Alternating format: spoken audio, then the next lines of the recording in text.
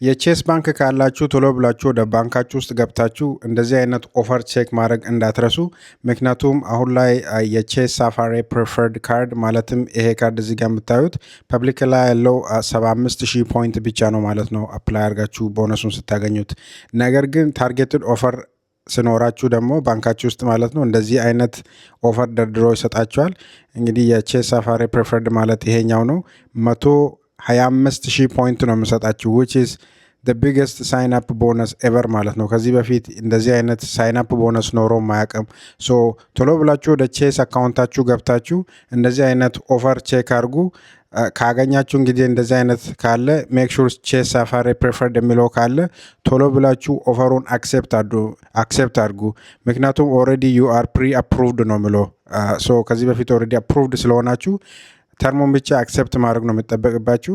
ያንን ተርም አክሴፕት ካደረጋችሁ በኋላ እንግዲህ ካርዱን አፕሩቭ ያደርግላችኋል። ከዛ መጠቀም ትጀመራላችሁ ማለት ነው። ሶ ይህንን ሳይን አፕ ቦነስ ለማግኘት እንግዲህ መጀመሪያ ስፔንድ የምታደርጉት ሪኳርመንት አለ።